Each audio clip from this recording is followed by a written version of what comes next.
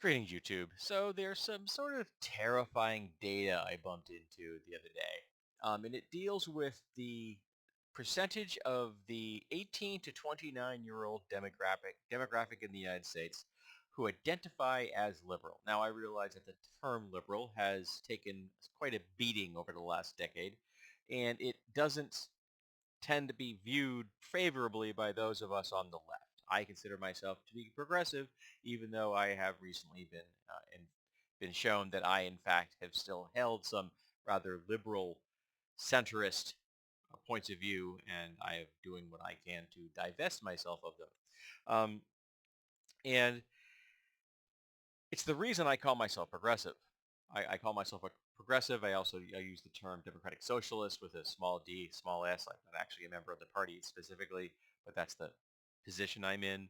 And there are very few politicians that are in the end of the spectrum that I'm happy with. The Squad is probably one of the few groups. Bernie Sanders is close. He's not quite as liberal as I'd like him.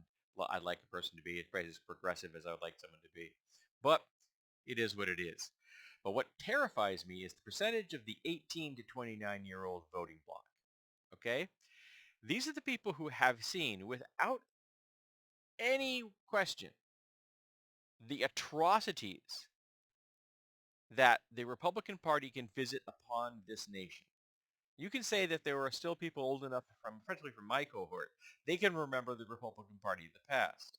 And as they moved through their age brackets, they became considerably more conservative, and I don't understand that.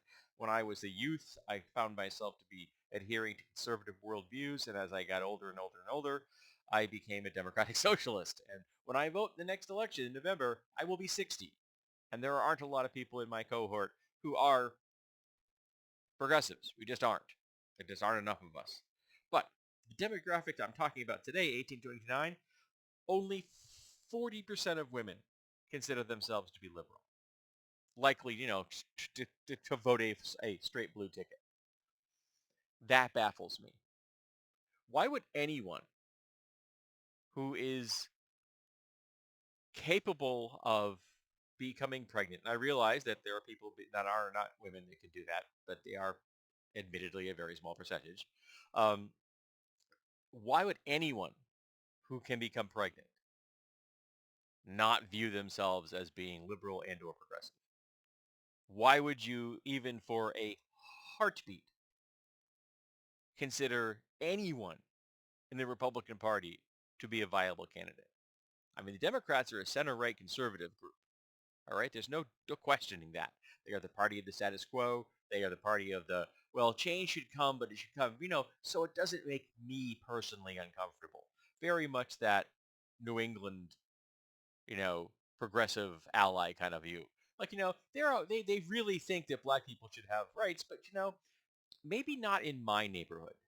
Do you know what I mean? Kind of an attitude. Yeah, it's disgusting, but I've seen it more than once. The NIMBYs are strong in the Democratic Party, um, but the fact that there are only 40% of 18 to 29-year-old women that view themselves as liberal and or progressive is heartbreaking. It gets worse because only 25% of men of that demographic consider themselves to be liberal and progressive. 25. These are the same kids, and some of them are still kids in my view. Sorry, I apologize, but I'm almost 60. They watched the riots over Michael Brown and George Floyd. They watched the marching for Me Too. They watched the marching for Palestine. Some of them may even have been involved in that to some degree or another. Some of them may have carried signs like that say Black Lives Matter. I still have one on the outside of my house because I still firmly believe that. Right? I wear a pride flag on my belt pouch everywhere I go because I strive to be an ally and I want to tell people in that particular community that at least I am not a danger to you. But only 25% of men in that demographic consider themselves to be liberal and or progressive. That's that's mind-boggling. You lived through watching democracy crumble in America. The Republican Party has been chipping away at it for decades, but they finally got it to the point where the cascade effect is kicked in. And if we don't do something, it is going to completely disappear. I have a dear friend who firmly believes that it is gone. I don't.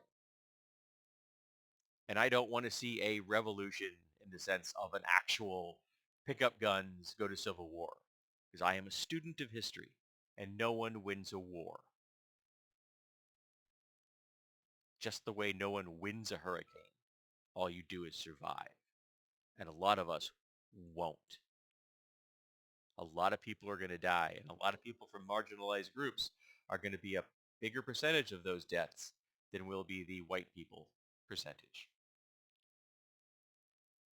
And I don't know what I'd do in that situation. I don't know what happens when it becomes a shooting war. Do I use my position to be useful? Or do I hunker my head down and pray I survive? Until I'm there, I can't tell you. I can tell you what I'd like to think I'd do. Doesn't mean I'd do it. But the fact that so few people in that 18 to 29-year-old demographic are on the left, even vaguely, even just center left, terrifies me. And while I can say in a very general term, what have we done wrong as a nation to not have shown you what is wrong with the Republican Party? I mean, they're telling us every day, listen to their words. Listen to what they're telling you what they are doing. They're telling you what they will do if given more power. Listen to them. They are not lying. Go look at the Project 2025. They want to strip women of all rights. No control over their bodies at all. No ability to vote. They want to roll everything back to the beginning of the 1900s. The beginning of the 20th century. That's where they want to roll it back to. And if you don't get out there and do something, it's going to happen. But to the men out there, specifically in that demographic, and this is going to sound harsh, but I got to say it because I really want to know. What the fuck is wrong with you?